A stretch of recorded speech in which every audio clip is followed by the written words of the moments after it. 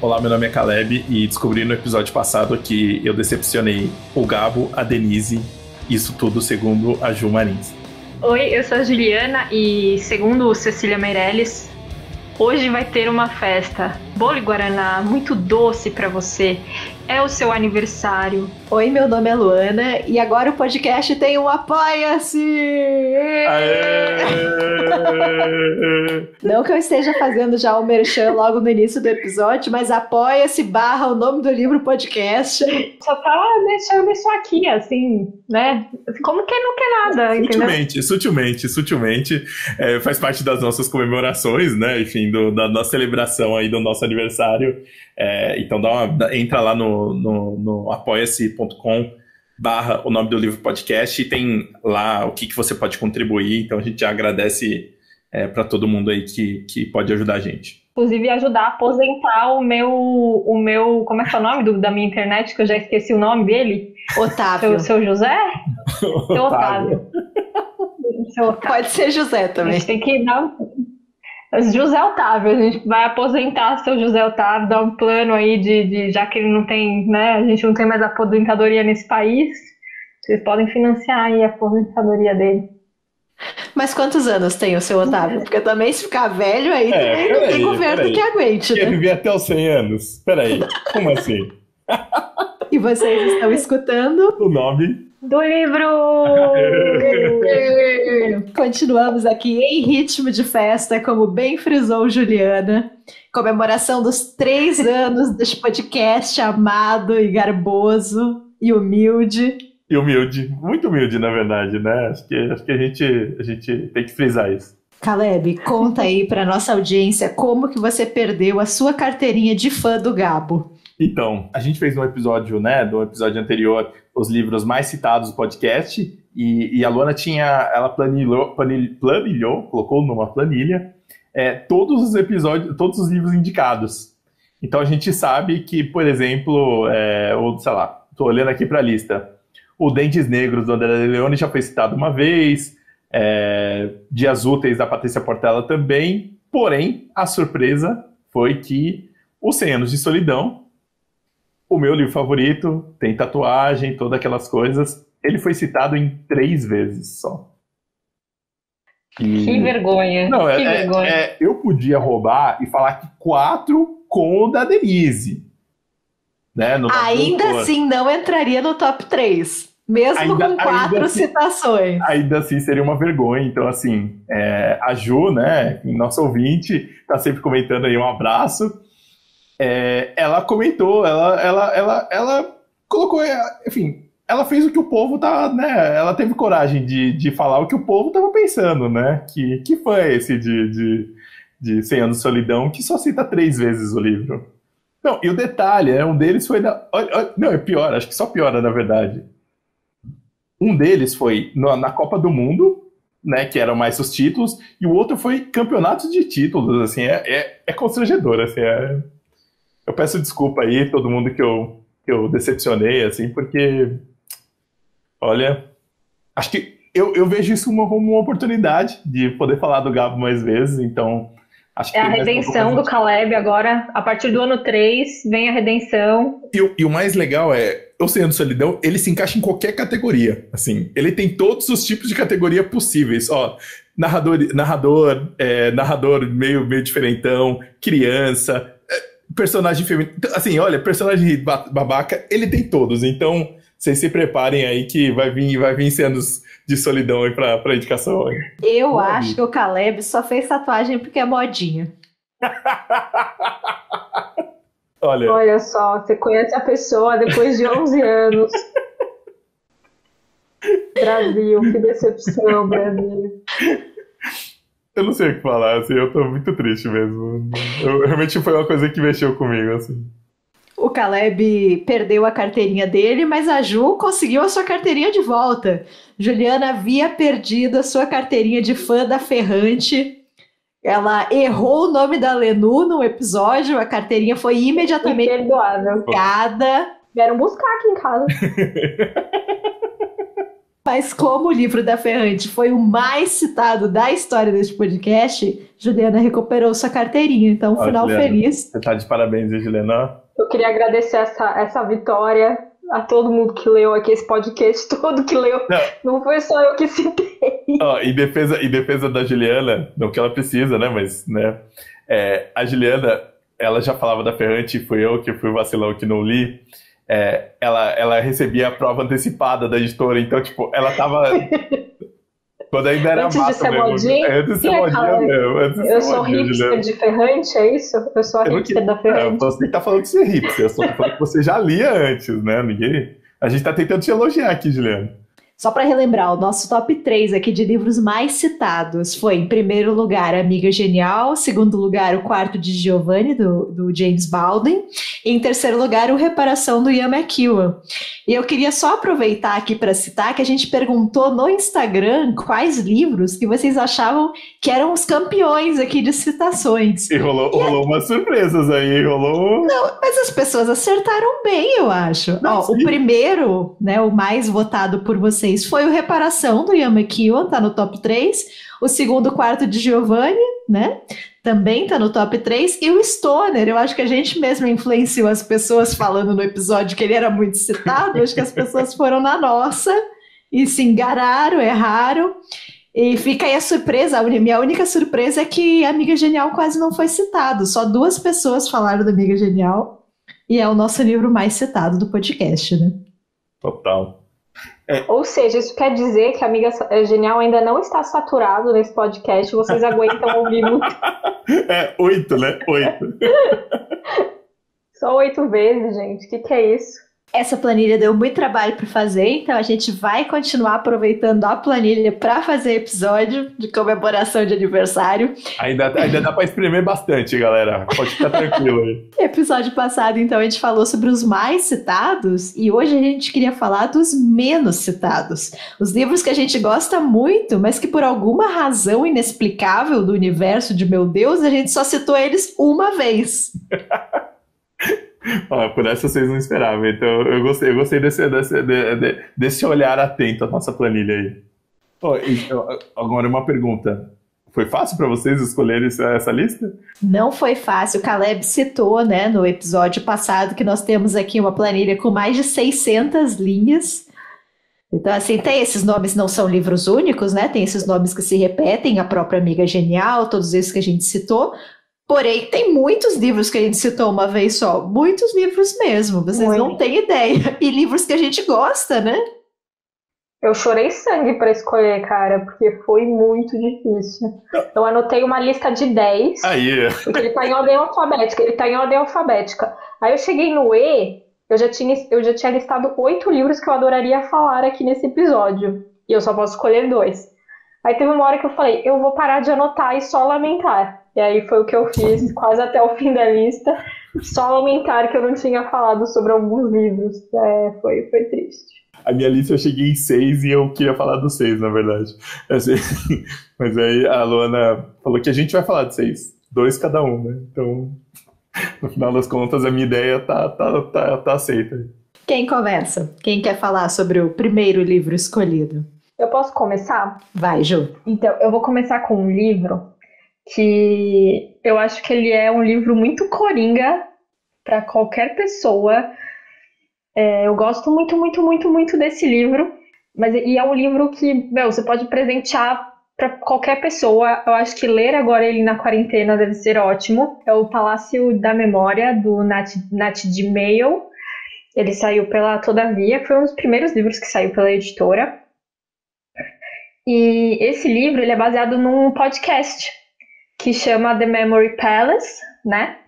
Que são episódios curtos, episódios de narrativas, né? Qual que é o mote do Nate de Mail? Ele faz pesquisas sobre pessoas que têm histórias extraordinárias até certo ponto, né? Então são pessoas totalmente comuns, pessoas que não eram ricas, que não tinham nenhuma notabilidade, sei lá, na cidade em que elas viviam, nada disso, mas que em determinado momento acontece alguma coisa na vida delas, e eu não tô falando isso de uma forma de autoajuda, que parece, e aí a vida dela mudou, né? Mas não, sabe? São pessoas que tiveram que passar por alguma coisa ou inventaram alguma coisa para se facilitar o trabalho dela. Então tem uma mulher que inventou assim, um aprimoramento numa máquina e ela podia ficar riquíssima, mas como ela era uma trabalhadora, ela só continuou sendo uma trabalhadora aqui, entendeu? E aí hoje em dia todo mundo usa essa ferramenta que ela inventou e tudo mais. Então são essas histórias. Tem esse ar um pouco melancólico, né, do passado, mas eu acho que ainda assim, para nosso momento, ele é uma leitura leve, é delicioso. E no meio E aí eu acho que é por isso que eu me relaciono tanto com esse livro, porque eu gosto muito de histórias familiares e essa questão de raízes, assim, né? Não que eu seja, né? Mas assim, de tipo gerações, assim, mas aquela coisa de, sabe, almoço de família que senta todo mundo e aí o vô começa a contar a história de quando, sabe, assim, eu gosto muito. E aí o Nate de Mail conta como ele começou a gostar de histórias, que era a história dos avós dele, né? Os avós dele tinham um bar, assim, um boteco, assim, bem mequetrefe, assim, que foi aí que eles se conheceram, né? Que a avó dele, se não me engano, era cantora e foi um dia cantar nesse bar, assim, era tipo de um grupo, assim, de cantoras, e foi cantar nesse bar, e era aqueles bares, assim, só gente meio marginalizada, assim, meio... E então ia todo esse tipo de pessoa, tinha a galera do circo que ia, tinha umas coisas, então é uma coisa meio maravilhosa, assim, sabe? Essas imagens, assim. E aí ele vai dizendo esse apreço, né? Ele estava tentando encontrar, nesse conto específico, né? Ele tá tentando encontrar um disco em que tem o registro da voz do avô dele, né? Que ele tá nessa casa que era da avó, tentando encontrar, e falou, meu, aqui tem de tudo, né? Coisas que foram guardadas uma vida inteira. E eu queria encontrar esse disco com a voz do meu avô, porque eu lembro lá na infância, que era contado e tal. E aí ele também fala um pouco, porque foi a partir daí que ele se apaixonou por histórias e por contar histórias, né? Porque contar uma boa história é uma arte, definitivamente. E aí é isso, assim, e aí ele conta de uma forma muito bonita todas essas histórias que ele vai reunindo, assim, eu recomendo muito. É uma leitura deliciosa, é muito delicada, sabe? E assim, é bom que, para quem como eu está com problemas de concentração, são contos curtos, assim, não passam de 5 páginas, então é fácil de ler, dá para ler a qualquer momento, se você quiser colocar alguma leitura aí no seu momento, assim, tipo, e não tá conseguindo se concentrar, ou dar para alguém que não gosta muito de ler, você fala, putz, lê um por dia, tal, é legal, assim. E foi um livro que me marcou muito por conta disso, assim, dessa importância das histórias e da gente passar essas histórias para frente, sabe? É muito, muito bonito, eu recomendo demais. E pensando que esse livro está nesse menos indicados, eu fico com a impressão de que esse livro teve menos atenção do que ele merecia, né? Assim, né? Ele passou, né? Pensando que ele foi no começo da editora, da Todavia, e acho que foi lançado foi no começo, mais ou menos no começo, né? E teve o Vendido, né? Que foi, enfim, teve um puta alarde, né? Ele saiu junto com o Vendido, né? Que foi o livro do Paul Beach, né? Do Paul Beach, Que veio pra Flip, né? Tinha vencido o prêmio e tal, né? Então, fiquei a impressão de que esses livros que você descobre e, putz, você fala, nossa, mas por que não mais pessoas não comentaram dele? Quem vai, Lu? Você quer falar o seu? Pode ser. Bom, eu decidi falar sobre um livro que eu fiquei bem surpresa de ter só citado uma vez, porque ele foi um livro muito importante, assim, para mim. Um daqueles livros meio divisor de águas nas nossas leituras, que é o Lavoura Arcaica, do Raduan Nassar. Eu indiquei ele num episódio já bem antigo. Se eu não me engano, foi o episódio número 17, de livros de estreia. E depois eu nunca mais falei sobre ele, o que é meio chocante. Eu lembro como que eu fui ler o Lavoura Arcaica, assim. Eu peguei esse livro para ler de uma maneira muito boba. Eu estava fazendo uma lista no meu canal de autores paulistas. Isso é muito aleatório. E aí joguei no Google, né? Autores paulistas, aí saiu o Raduan, falei, Raduan, vamos ler então o Lavoura Arcaica. E isso era 2014, 2015. E assim, foi um livro muito diferente de tudo que eu estava lendo até aquele momento. Assim, eu lia muito pouco de literatura brasileira e não tinha lido nada tão pretensioso quanto Lavoura, assim, que é um fluxo de consciência, é uma narrativa toda entrecortada por reminiscências, por lembranças do protagonista, esse protagonista muito confuso, né, muito perturbado. Então foi um livro difícil de ler, assim, que eu avancei muito lentamente. E sabe essas ideias de como ler mais e leia 100 páginas por dia? Naquela época eu acreditava nessas bobagens. E o Lavoura eu não conseguia encaixar nessas metas, assim, porque apesar dele ser um livro pequeno, ele não é um livro, ele é um livro fino. É um livro que eu lia muito pouco todos os dias, e às vezes eu precisava voltar e a leitura era meio arrastada, mas mesmo assim eu não largava o livro, assim, eu não queria abandonar, porque eu sentia que eu estava lendo algo muito bom, assim, que estava me impressionando muito. O livro ele fala sobre o André ele cresceu numa fazenda, numa família muito tradicional, assim, num lugar de interior. Vivia nessa fazenda o pai, a mãe e os 7 filhos desse casal. E o André se sentia muito sufocado, muito oprimido, né, por essa criação, por essa família. E aí ele sai de casa, né, ele abandona a família. E o livro começa com o irmão do André indo atrás dele para tentar levar ele de volta, né, o irmão mais velho, o Pedro. E aí você vai lendo e você começa a descobrir que talvez o motivo pelo qual o André tenha saído de casa seja mais do que isso, né? Ou seja, mais grave do que isso.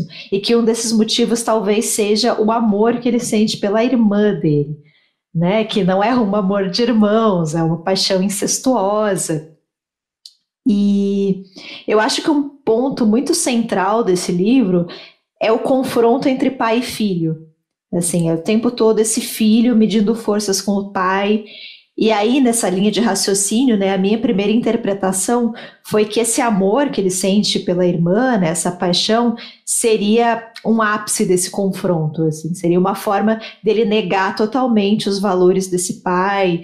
E assim, o máximo que ele poderia fazer para chocar mesmo, né, para horrorizar esse pai. Então, essa paixão poderia ter esse pano de fundo, né? Mas aí você continua lendo e aí você pensa que talvez não seja bem isso.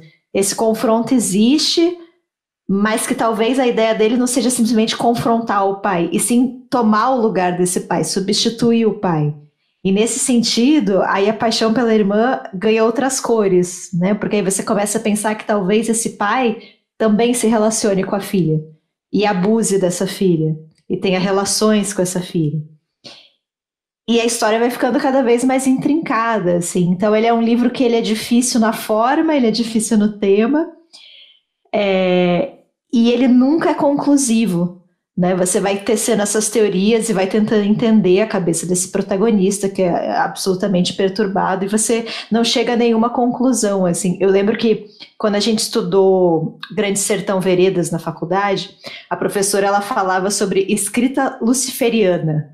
Ela usava esse termo, porque é uma escrita que nunca é explícita, né? Ela acontece muito nas entrelinhas, na interpretação, e o autor nunca te dá a resposta. Então eu acho que o Raduan funciona muito nessa camada. Isso era verdade, né, para o Grande Sertão, mas também é verdade para o Lavoura, assim, porque ele é um livro que você nunca vai chegar a uma conclusão definitiva. E eu acho que isso também mudou um pouco a minha relação com os livros.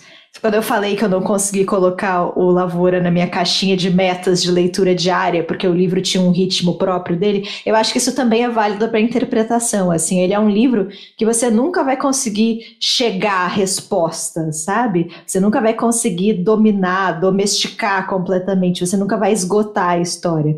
Você, no máximo, vai tecer interpretações, sabe? E tá tudo bem, porque tem livros que são assim. Tem livros que ele não vai te dar respostas, e cada leitura que você fizer, você vai ter impressões diferentes, interpretações diferentes. Eu, ano passado, fiz um mini curso sobre o Raduan com o Ramon, né, o professor Ramon Diego, que já participou aqui do podcast, que fez o episódio com a gente sobre o Borges, né, o Ficções do Borges. E aí o Ramon deu uma leitura totalmente diferente, já começou a falar numa abordagem muito mais filosófica, religiosa, né? O livro funciona muito nessa camada da religião, das referências católicas, cristãs. Então, assim, é um livro imenso. Quando eu fiz esse curso com ele, a resposta que eu tive foi essa, que é um livro incrível e imenso e com muitas coisas ali dentro, assim. Então é um livro que dá muita vontade de reler e reler em muitos momentos diferentes da vida, sabe? Então, assim, eu gosto demais desse livro. Ele foi publicado em 1975, né? A gente já falou do Raduan aqui algumas vezes, que é um autor esquisito que publicou muito pouca coisa. Praticamente esse é o único romance dele, né? Ele tem Um Copo de Cólera, que é uma novela, é um livro muito mais curto, tem alguma coisa de contos também, mas o Lavoura é o romance, o livro de estreia e o único romance que ele escreveu. Então, se vocês ainda não leram, assim, se aventurem. Como eu falei, é um livro difícil, mas muito fascinante, assim, e muito empolgante nessa questão da interpretação. Lavoura Arcaica, do Raduan Nassar, que aqui é publicado pela Companhia das Letras. É meio curioso pensar o Raduan dentro dessa lógica da leitura, né? Assim, né? Tipo, dessa coisa do diário que você falou, Lu. Porque, tipo, você lê 5 páginas, parece ler 50, né? Assim, ele é difícil, né? Sim, o Raduan a gente podia fazer um especial do autor. Obras completas. Nossa, eu ia falar isso agora, Lu. Eu ainda não li nenhum dele, mas eu tenho muita vontade e acho que seria um episódio muito legal de fazer. Não pra agora, tipo, o mês que vem, mas fazer esse episódio. Não, e aí chamar o Ramon, né? Que é um... Sim. Isso é legal mesmo. E vai que agora o Raduan é uma pessoa acessível. Eu não sei se você viu, Lu. Eu mandei pro Caleb, eu acho, mas já estava esgotado. Tem uma livraria que é perto da casa onde ele mora, né? E aí anunciaram que ele daria, se a pessoa comprasse o livro, né? Acho que era o Lavoura Arcaica, inclusive. Era. Ele autografaria para todas as pessoas que comprassem. E esgotou, assim, porque acho que eles deviam ter uns 20 exemplares, 10 exemplares. E esgotou muito rápido. Muito rápido. Então eu fiquei um pouco chocada, porque Raduan Nassar nem gosta de autografar, é difícil. Mas, né, a Lu é uma das poucas pessoas que tem autógrafo dele também. Porque ele é essa pessoa super reservada e tudo mais, né? Eu achei engraçado, tipo, talvez para ajudar, né? Porque é uma livraria independente e tudo mais. Eu achei muito legal da parte dele, assim. Não, e assim, se tem um cara que se posiciona bem politicamente, é o Raduan. Raduan, assim, se vocês puderem, leiam qualquer coisa dele, tipo entrevista, matéria. Eu fui num evento uma vez com ele, tava ele e o Frei Beto, sabe, fazendo o evento. Então é um cara que fala tudo, não tem essa de escritor não deve se posicionar, isso afasta leitores, ele se posiciona muito, assim, é um cara que dá orgulho, sabe? Você lê o livro é foda, e você ouve ele falar, e você fala, putz, esse dá pra gente admirar, sabe? E como ele tem até aparecido mais vezes ultimamente, é isso, né? Dá pra ver entrevista, dá pra ver ele mais presente, né? Assim, acho isso muito legal. O Raduan, ele abandonou um dos livros, né? E aí ele virou fazendeiro. Ele foi pro interior, tinha uma fazenda, e era uma fazenda toda diferente, assim, era uma fazenda num modelo todo mais baseado em comunidade e educação, todas umas coisas meio revolucionárias, assim, tem matérias que você pode ler sobre isso. Tem uma matéria na Piauí bem legal, né? De que depois ele doou essa fazenda, né? Enfim. Isso, aí ele agora já um pouco mais velho, ele doou essa fazenda e veio e voltou para São Paulo, né? Então eu já peguei o autógrafo nesse segundo momento dele, que ele já está de novo em São Paulo e ocasionalmente participa de alguns eventos, né? Então ele era muito recluso, agora ele ainda é, mas nem tanto, né? E ele doou a fazenda acho que para a Unesp, né? Para um campus da Unesp, se eu não me engano, não? Então fica um autor muito interessante. E eu vou aproveitar aqui o momento também para fazer o jabá do Ramon. O professor Ramon, ele sabe muito sobre Raduan, estuda ele, né? E ele tem um perfil no Instagram que é prof.ramon_Diego. É um perfil ruim, né? Vamos ser sinceros aqui que não é um perfil bom, mas ele é maravilhoso. prof.Ramon_Diego. Sigam ele para, se ele por acaso der o minicurso de Raduan, vocês façam. Mesmo que vocês ainda não tenham lido o livro, façam, se inscrevam. É até um incentivo para ler, né? Sim, lê com ele, lê com a supervisão de um adulto, né? Sempre bom. Então eu amei o mini curso, estou fazendo aqui um jabá. Não é publi, meninas, mas vou deixar aqui a recomendação. E você, Caleb, qual foi a sua escolha? Bem, já passamos da fase que a gente ficou reclamando que tinha muito livro, mas eu peguei um que tem acho que um aspecto afetivo muito grande com esse livro. É o Antônio, da Beatriz Bracher, né? Foi publicado aqui pela editora 34, né? Originalmente ele é de 2007 já tem um tempo. E eu confesso que eu tô meio me coçando para reler ele, né? Enquanto falava com você, enquanto a gente falava aqui, eu fui ler um pouco dele para puxar um pouco da memória. Eu até fiz uma resenha dele, mas acho que bem afetiva, né? Bem das impressões. E é um livro que eu gosto muito, assim. A Beatriz, eu confesso que eu continuei lendo algumas coisas dela, não li a mais recente, né? A última mais recente, mas é uma autora que eu acho bem intrigante, assim, a forma, o que ela aborda. E o Antônio tem uma narrativa familiar, né, que você pode, acho que a gente pode até interpretar de outras formas, mas eu vejo como é o tipo de livro que a gente pensa, né, só para falar que eu indiquei ele, só para relembrar aqui que eu indiquei ele, episódio 14 ainda, né, Mulheres Escritoras, acho que é um episódio bem legal aí para recordar. E o Antônio trata, são algumas questões, eu acho que eu gosto mesmo do Antônio. Uma delas é essa questão familiar, né? É uma história de uma família com gerações, né? A gente vê pelo menos 3 gerações aí presentes. E a forma como ela é narrada, né? Eu gosto muito, assim, acho, não é difícil de ler, mas a gente, no começo do livro, a gente tem um personagem, né? Que ele está próximo de ser pai, né, a gente descobre, e ele quer descobrir um pouco mais da família, né, esse personagem é o Benjamin, né, o Antônio vai ser o filho, né, e o Benjamin é filho do Teodoro, né, do Theo, e neto da Isabel, né, só esses nomes meio soltos assim, mas a Isabel é a matriarca da família, então acho que tem isso no livro, que é uma personagem. Juliana fez um coraçãozinho aqui no nosso vídeo aqui. Ela é uma personagem muito impressionante, assim, porque a gente pega a história dessa família, então a história, o Benjamin, ele quer saber o que aconteceu. Tem um mistério, que eu não preciso falar, que não é exatamente o mais importante do livro, então as pessoas começam a narrar a história para o Benjamin. Então tem uma coisa de narrativa, de misturar terceira pessoa, primeira, enfim, tem uma brincadeira dessa, mas são 3 personagens que vão narrar, que é o Raul, o Haroldo e a Isabel.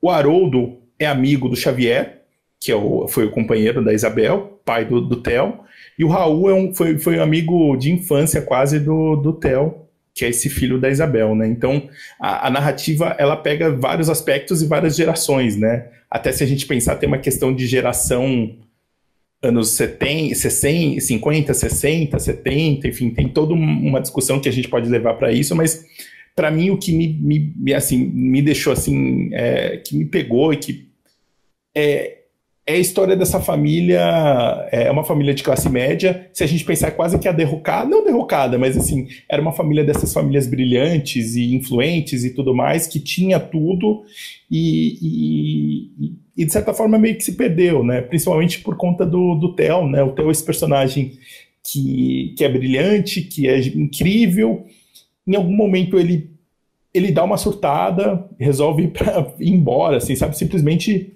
vai embora, assim, no mundo. Tem outros fatores, tem bafão familiar, acho que tem algumas outras coisas, mas é uma narrativa que vai passando ao longo do tempo, e assim, as tretas são bem tretas, principalmente pai, enfim, questões familiares, amorosas, mas o que me pega mesmo é a Isabel, assim, sabe? É uma personagem ela que consegue ela que consegue levar a família quase que adiante, né?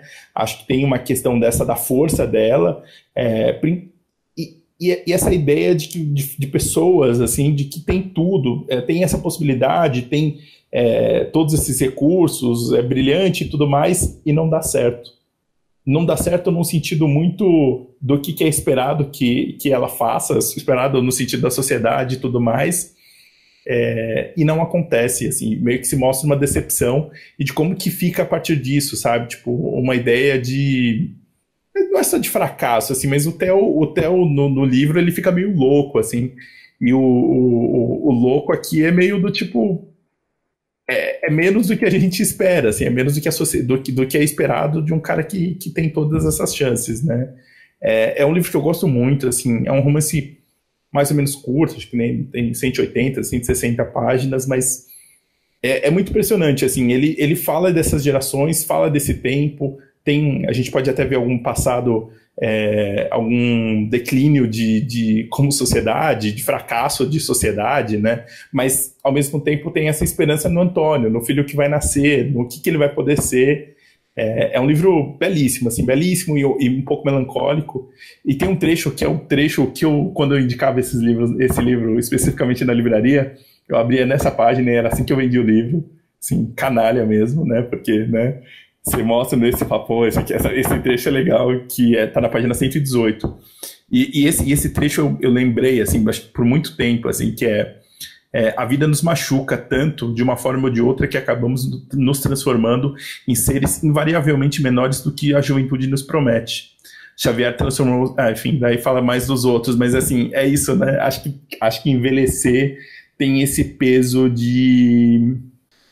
das coisas que a gente pensava, talvez não vai necessariamente conseguir. Eu acho que lógico que a gente pode conseguir as coisas, pode fazer, mas é muito diferente do que a gente esperava na juventude, né? E esse trecho me pega de uma forma muito...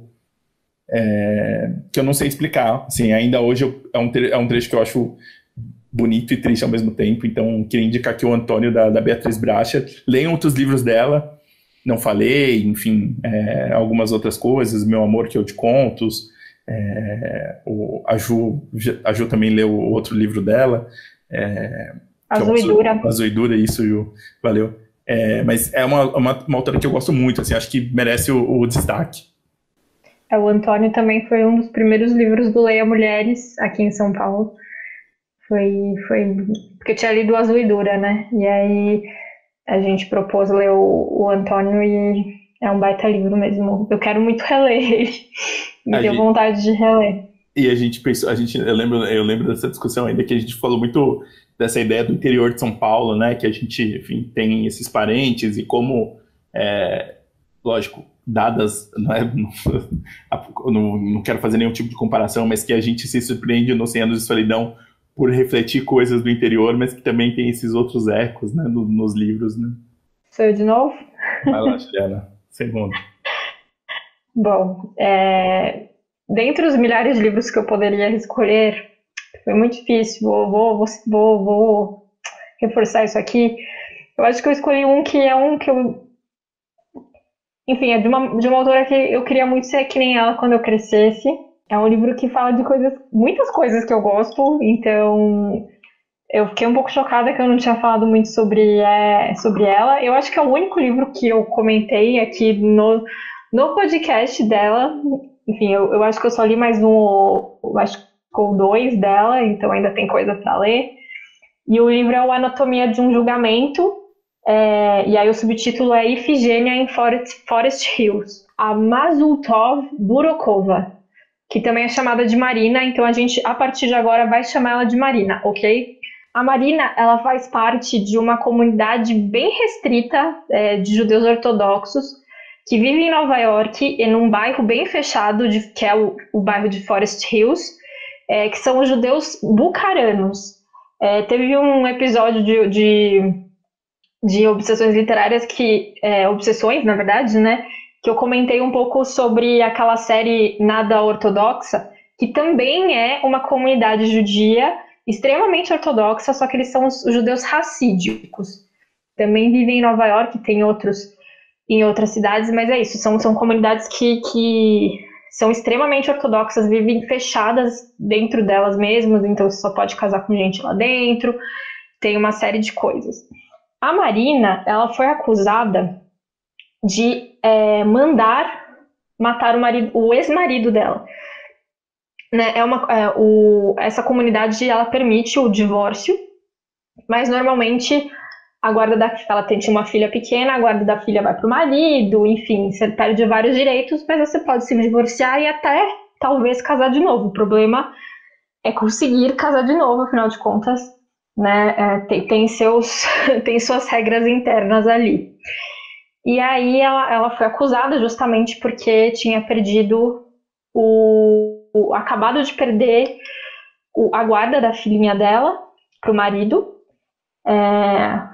E a pessoa que tinha assassinado é aqueles parentes de terceiro grau, sabe? Aqueles primos de terceiro grau, assim.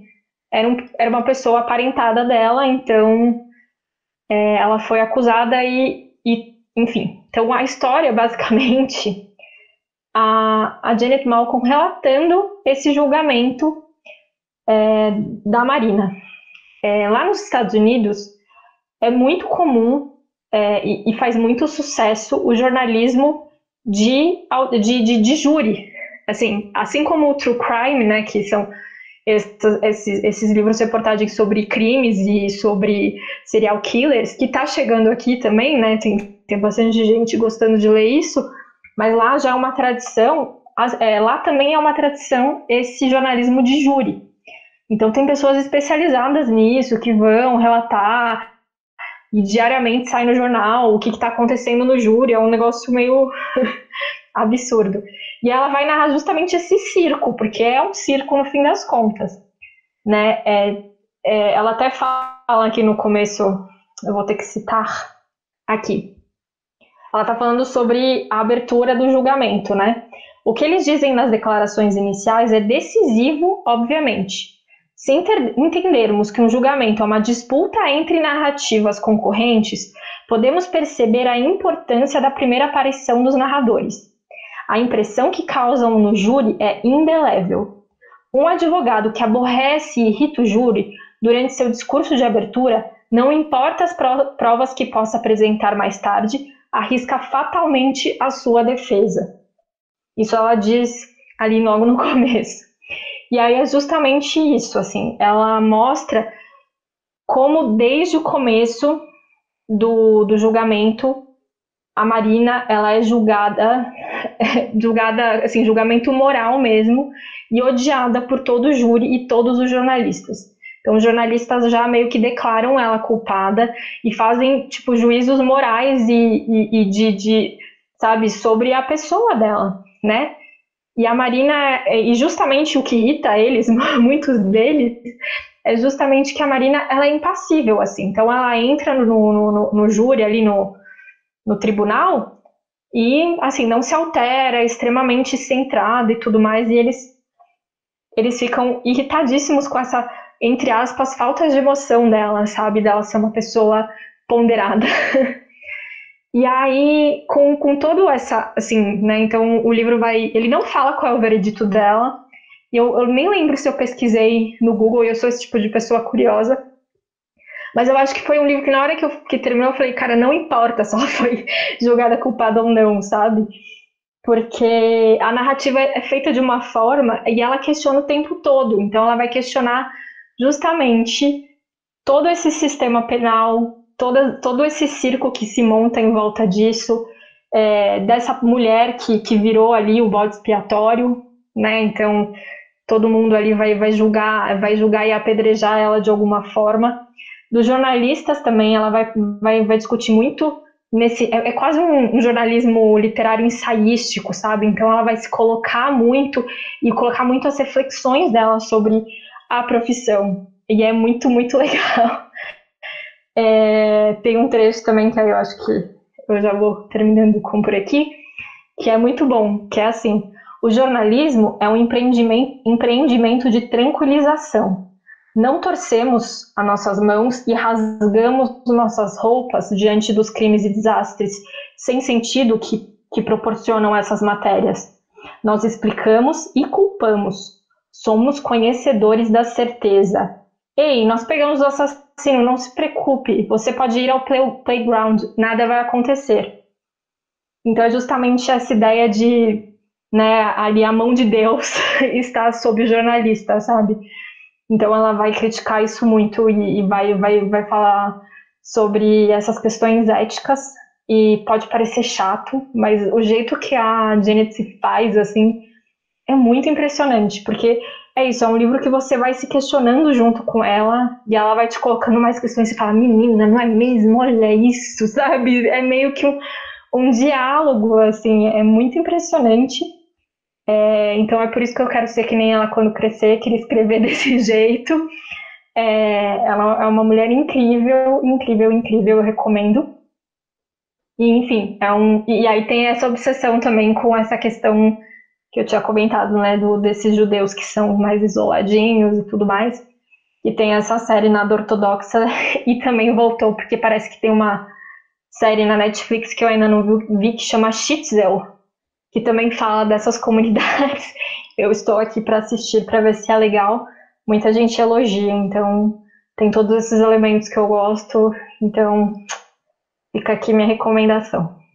E é um livro curtinho, né, Jô?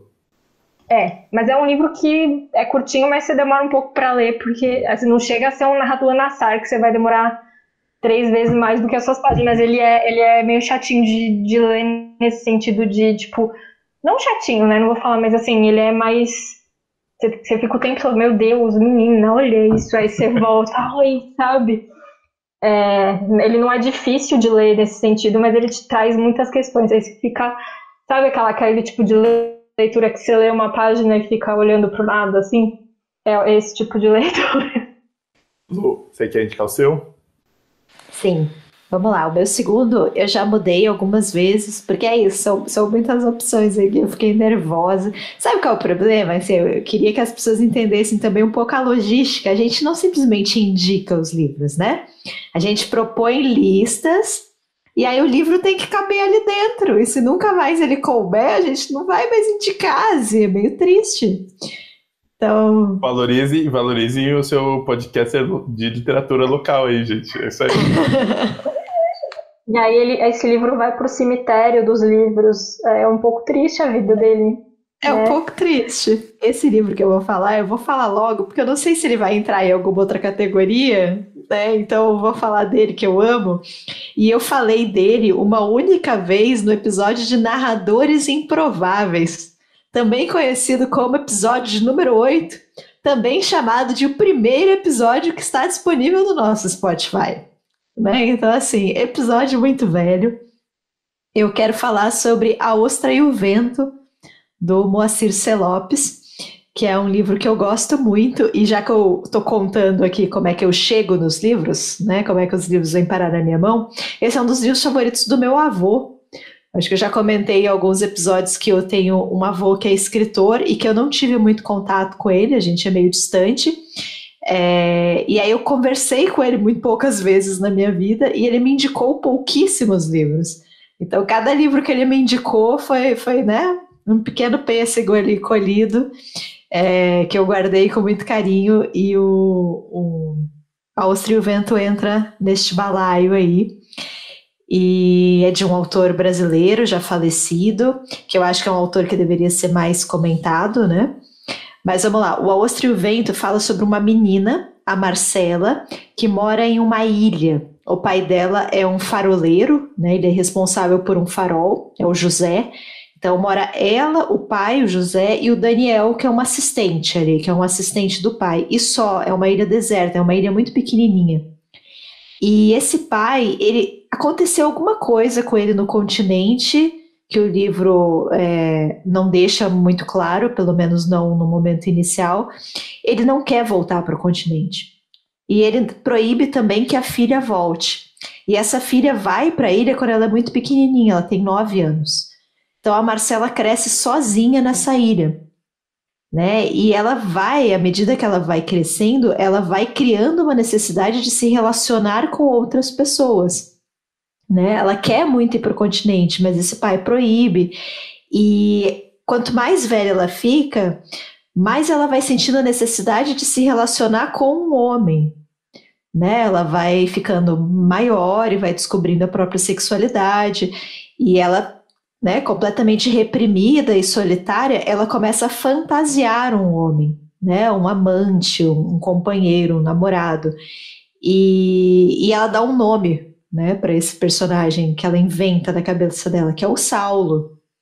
E aí você entende, né, essa menina sozinha, absolutamente carente, com necessidade de se relacionar com outras pessoas. A gente vai entrando na cabeça dela, é um narrador em terceira pessoa, mas que se aproxima muito dos personagens. Só que aí, de repente, o Saulo começa a narrar o livro. E isso foi uma das coisas mais legais que eu já vivi na literatura, assim, porque você fica meio estarrecido, você fica, calma, ele não era um personagem fictício, ele não era um personagem inventado, como que raios ele está narrando aqui o livro? Então é um livro que, do ponto de vista formal, ele é muito bonito, assim, a questão da narração é muito bem construída. A Marcela é uma personagem muito linda também, muito bem construída. O Saulo interage com ela através do vento. Então é quase como se a gente tivesse o vento narrando alguns trechos da história. Enfim, assim, é um livro que eu acho belíssimo. Eu conheci muito poucas pessoas que falavam desse livro, assim. Eu acho que é um livro que realmente caiu num... Eu nem sei se ele está sendo editado nesse momento, assim. Eu acho que a última edição deve ser uma edição mais antiga, assim. Mas vale a pena, assim. Você encontra fácil em estante virtual, em sebos da vida. E teve um filme também dele, que é um filme muito legal, assim, é um filme já mais antigo. É a Leandra Leal menina, assim, que faz o papel da Marcela. Tem o Lima Duarte também, é um filme muito bonito. Então fica aqui minha recomendação de um livro curtinho, mas que tem essa história muito forte, A Ostra e o Vento, do Moacir C. Lopes. A edição que eu tenho é da editora Quartet. E ele custa, assim, acabei de olhar aqui, ó, ele tá R$5. R$5, sim. E é isso, né? Como alguns autores caem mesmo no esquecimento, né? O Moacir C. Lopes é um autor do Ceará. Ele faleceu relativamente há pouco tempo, né? 2010. E eu sempre quis ler outros livros dele também, ainda não li, sabe? Aqueles autores que você se apaixona e por alguma razão inexplicável você não corre atrás de outras obras. Mas esse é um livro que eu guardo com muito carinho, assim, eu gosto muito dele.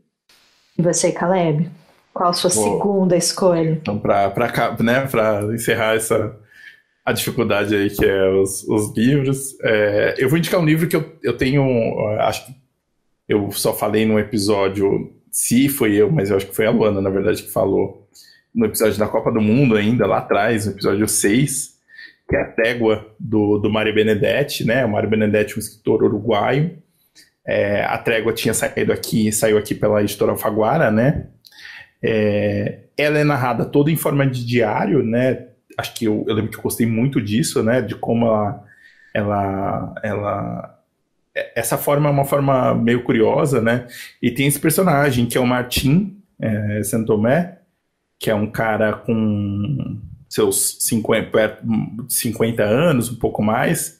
Ele está há 6 meses de se aposentar, trabalha num escritório, vive uma rotina meio cinzenta, assim, meio burocrática, né? Acho que tem um pouco disso. O cara que ele teve, acho que 3 filhos, se eu não me engano.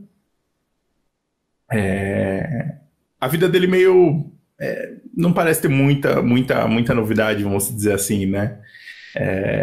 Então o livro começa com essa narrativa dessa rotina, né? Desse mesmo, né, lugares. Os filhos já estão meio distantes dele. A gente começa a perceber que o Martim é uma pessoa meio dura, né, meio antiga, vamos dizer assim. Não sei se pode falar nesses termos. Até o momento que ele como é que fala? Ele começa a se envolver com uma pessoa que também trabalha, né, nesse mesmo lugar que ele. Eu acho que ela entra no trabalho, que é a Laura Avejaneda, né? Eles sentem uma atração um pelo outro e meio que a Laura... como é que fala? Ela é o... Não vou falar um respiro, mas ela é essa trégua, né? Na vida dele que não parece ter muito sentido.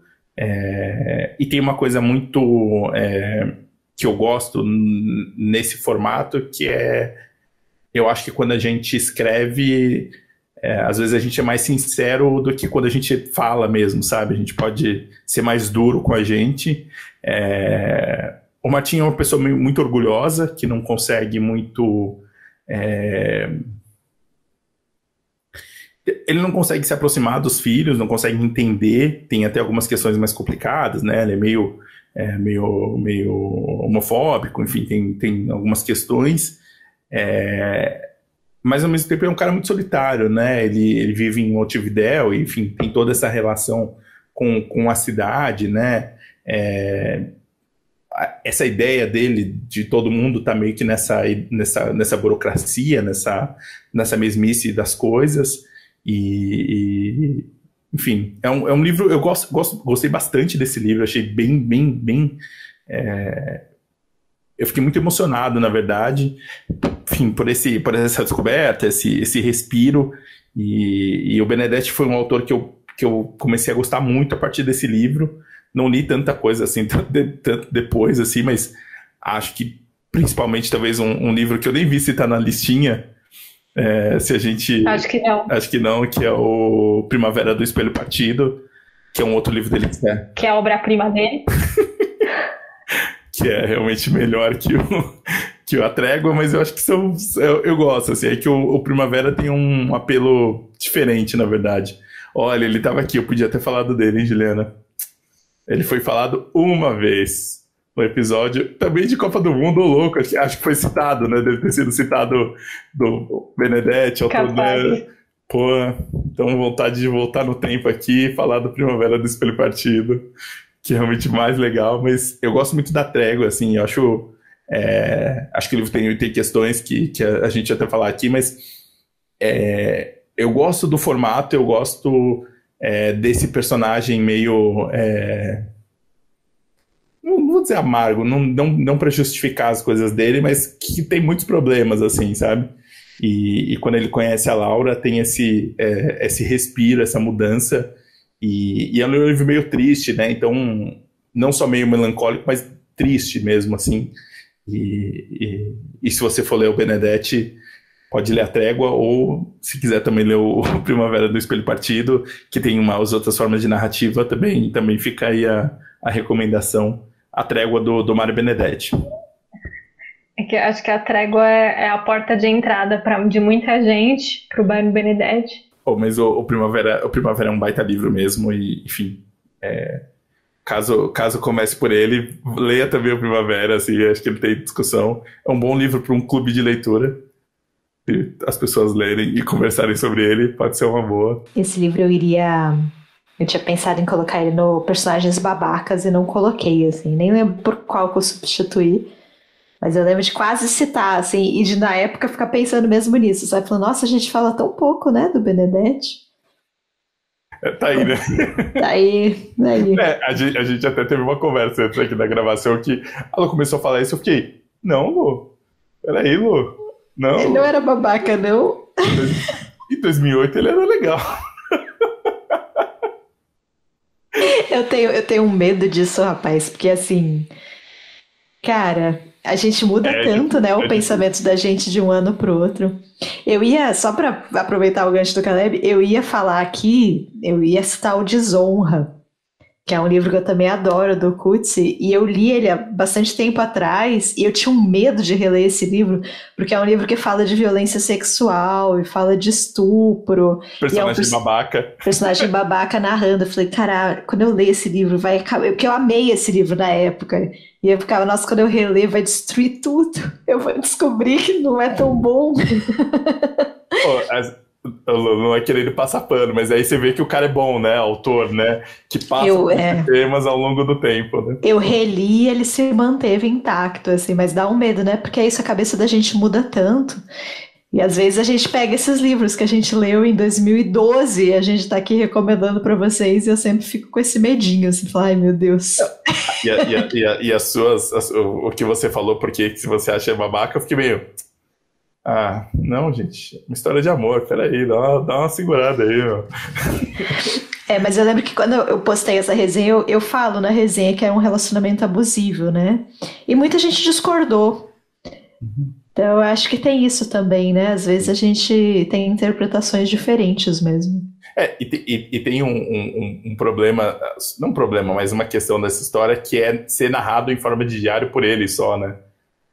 A visão, né, que a gente tem, acho que talvez ainda fica mais restrita, né? Mas sempre que a gente falar de um livro aqui que o personagem for babaca, e a gente não mencionar que ele é babaca, escrevam pra gente. Fique à vontade, galera. Porque é isso, a gente, né, precisa de uns chacoalhões de vez em quando, é bom. Mas é que eu acho que tem uma coisa que foi... A gente até comentou quando foi o... Vocês dois estavam comentando que esse eu ainda não li, eu quero ler e provavelmente vou ficar em cima desse olhar, que é o Amor nos Tempos do Cólera, né?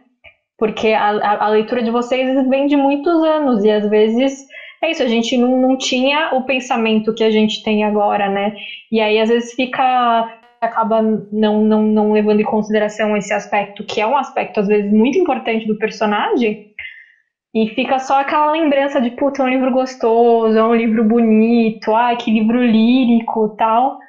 E porque é isso, foram muitos anos, né? E a gente comentou, a gente recomenda muitos livros, e às vezes a gente tem que puxar da memória livros que a gente leu há muito tempo, tipo esse que eu falei agora, o Anatomia de um Julgamento, eu li em 2012, né? Cara, quase 10 anos que eu li esse livro, então é possível que eu tenha recalcado alguma coisa na minha cabeça e, tipo, sabe? Então, assim como outros livros também podem acontecer isso, né? Ia perguntar se vocês já tiveram alguma decepção. Vocês já leram algum livro, assim, e tiveram essa impressão? Então, não é uma decepção exatamente, mas a Lu estava até presente nesse momento. Um dos livros, eu acho que eu nunca falei dele aqui. E aí posso estar queimando aqui. Acho que eu não falei, eu não lembro de ter visto ele na lista. Que é o Olga, do Fernando Moraes. Porque pra mim é um livro que foi muito importante na minha adolescência, quando eu li. Muito, muito, muito, muito importante. Talvez eu tenha falado no meu episódio o nome da leitora, talvez, né? Mas enfim. É um livro que foi muito importante pra mim e a gente releu ele para um clube do Explanador. Eu não odiei o livro, né? Mas foram apontados problemas sérios, principalmente por parte, né, do autor, o Fernando Moraes, que é um autor que eu gosto, mas eu sei que ele é canastrão. Porque ele começa o livro falando que todos os fatos narrados ali aconteceram exatamente da forma como ele está dizendo. E ele coloca palavras na boca das pessoas, assim, de acontecimentos que se passaram há 50 anos, né, da data que ele estava escrevendo. Então tem gente que nem estava viva ali para narrar aquele acontecimento. Então, né, as vozes da cabeça dele, ele fez, sei lá, uma sessão espírita, provavelmente, tudo mais. Mas tem um problema nesse livro também que eu não sei. O livro que eu li, a edição, né, do Olga que eu li, também passando um pouco de pano, ele fez uma pesquisa, assim, ele tem uma pesquisa em cima desse tema absurda, né? Óbvio que outras coisas apareceram depois, né? Tanto que a Anitta Leocádia aqui, a filha da Olga e do Prestes, tem um livro sobre esse caso todo, mas na época que ele escreveu, ele tinha feito uma pesquisa muito extensa, e no livro que eu li, que foi a primeira edição, que é da editora Alfa Ômega, no final tem toda a bibliografia. E acho que na edição da Companhia de Bolso não tem a bibliografia que ele pesquisou. Os lugares que ele foi, quem ele entrevistou. Então você acha realmente, ele fala isso no começo, fala, nossa, esse cara aí tá inventando tudo. Mas de fato ele tem toda essa empáfia do jovem jornalista que se acha dono da verdade. E nesse sentido eu fiquei bem decepcionada, mas ainda é um livro que foi muito importante para mim. Essa questão também do olhar para os livros que a gente leu em outro tempo e tudo mais, tem muito uma questão anacrônica também que é complicada, né? Que é aplicar... assim, a gente não está discutindo aqui, né? Tipo, que viola direitos, né? Tipo, não nesse sentido, né? Mas de conceitos que em determinada época podia ser considerado aceitável, né? Porque senão também a gente vira meio caça às bruxas dos outros, de vários livros, né? Assim, sabe? Tipo, é difícil, né? Eu lembrei de um livro que eu tive um choque, que foi o Feliz Ano Velho. do Marcelo Rubens Paiva, que eu li quando era jovem, né? Já disse que foi o livro mais vendido da década de 80 e muitas escolas davam esse livro. Não sei exatamente. Eu tive na minha aula de religião, esse livro foi indicado. Para quê? Para ensinar a gente a não dar saltos no rio, eu acho. Funcionou, vai, funcionou. Funcionou. Nunca, eu não pulo na piscina de cabeça. Eu tenho traumas disso.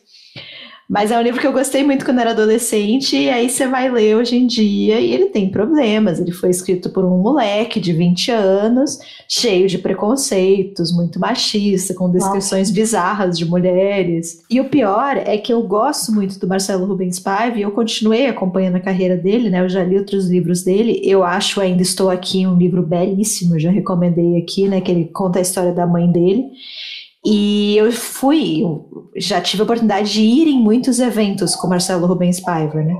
E ele é o cara que fala, realmente, era super problemático. Eu tenho outros livros piores, eu tenho livros de contos que eu, hoje em dia, quando republico os livros, eu corto esses contos porque eu tenho vergonha.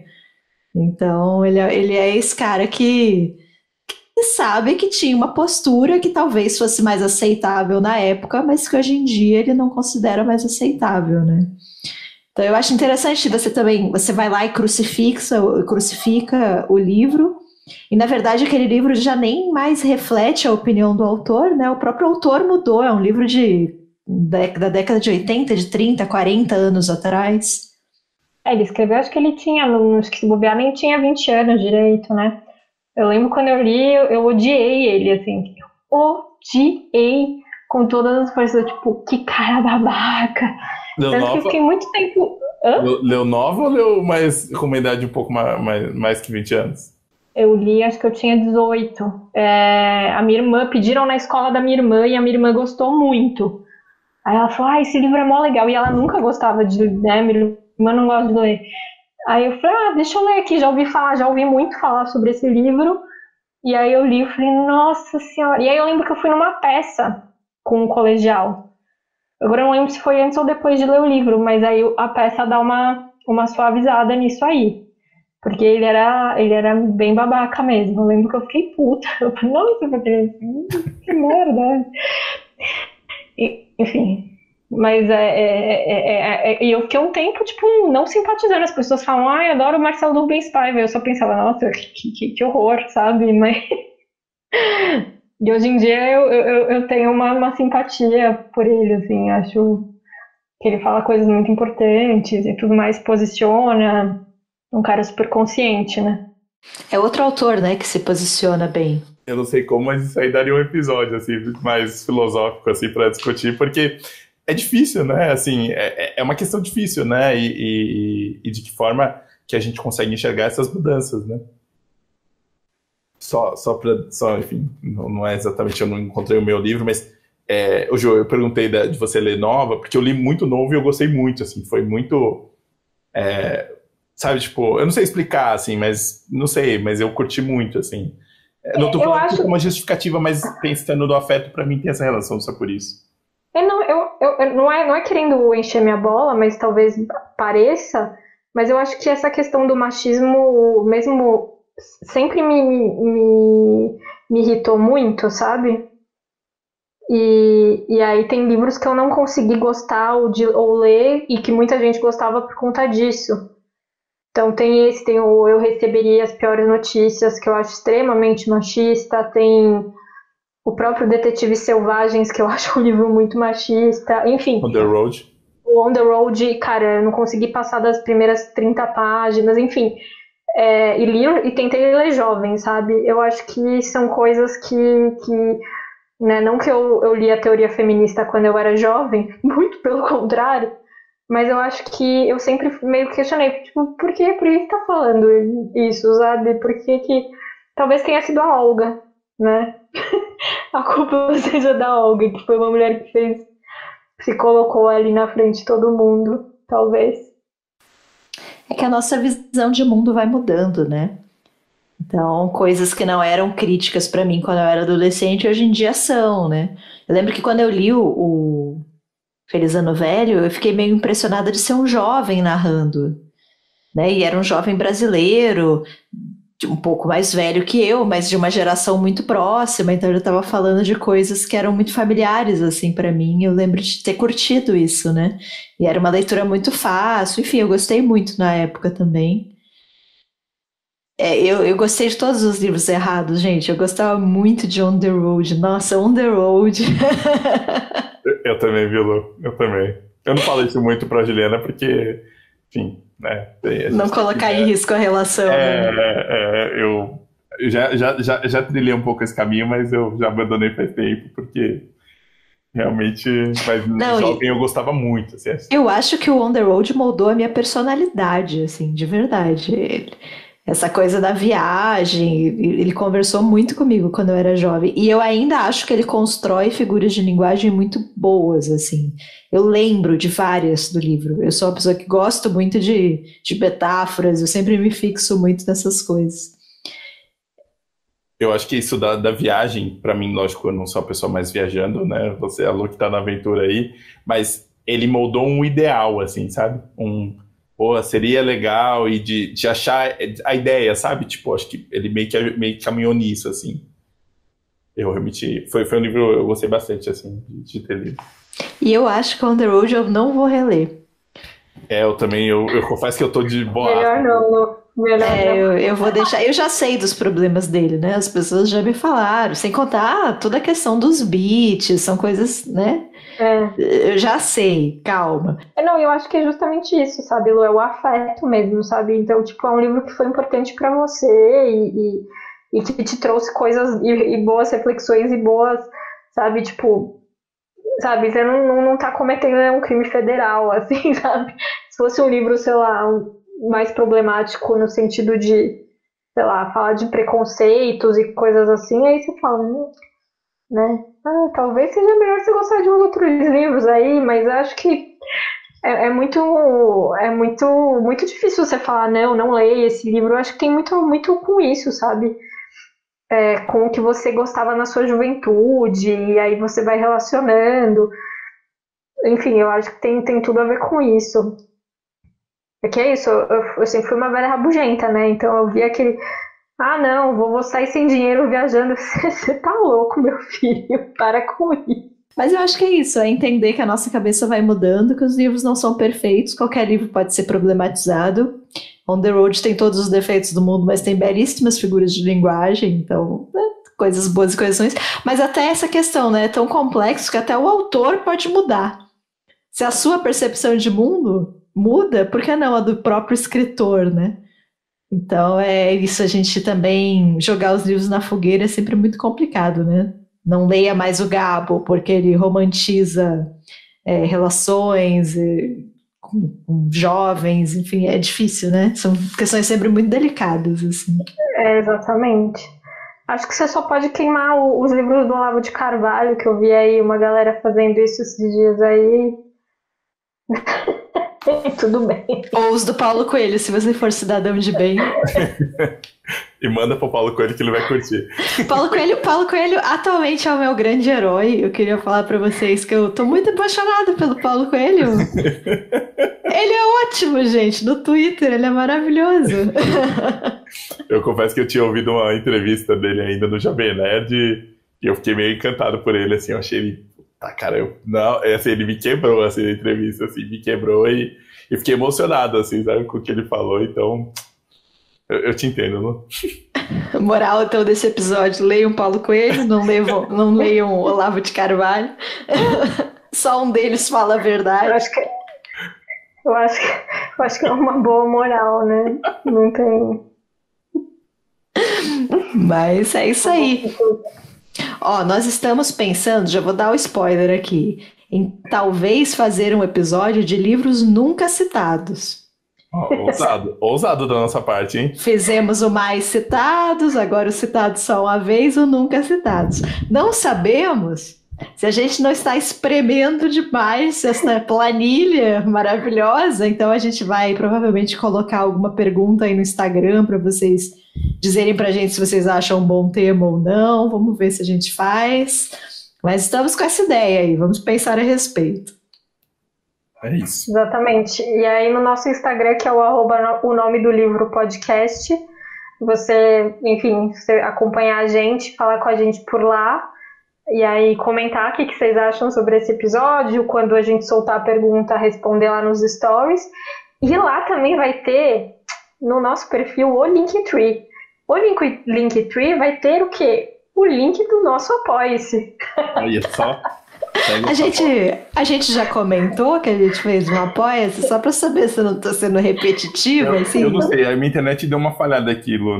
Não sei, assim, deu um problema aqui. Ô, Caleb, você tá querendo roubar o protagonista do José Otávio? Não tô, desculpa, não tô. Só quis fazer aqui né, fazer um gancho aqui, que a gente tá super ligado aqui. Ó, apoia-se / o nome do livro podcast, a gente colocou lá algumas recompensas, mas a gente é meio novo nesse negócio, a gente não sabe se são boas recompensas, então se vocês também tiverem sugestões de coisas que vocês gostariam de receber, escrevam pra gente, tem o Insta que a Ju já falou, tem o nosso e-mail que é o nome do livro podcast @gmail.com. Nos encontrem por aí, podem deixar mensagem também no YouTube, né, no próprio episódio, os comentários, a gente lê tudo. Isso. E é isso. E se você gostou, indica para alguém que gosta de ler, que nunca não está acostumado a ouvir podcast, enfim, indica que a gente é legal. Isso aí, isso aqui vai ser um sucesso. Vamos fazer este podcast alçar as estrelas. Exatamente. Então é isso, gente. Se cuidem, tenham uma boa semana e tomem muito cuidado por aí. Fiquem bem, sobrevivam e até mais. Até mais, gente. Tchau, tchau. Tchau, tchau.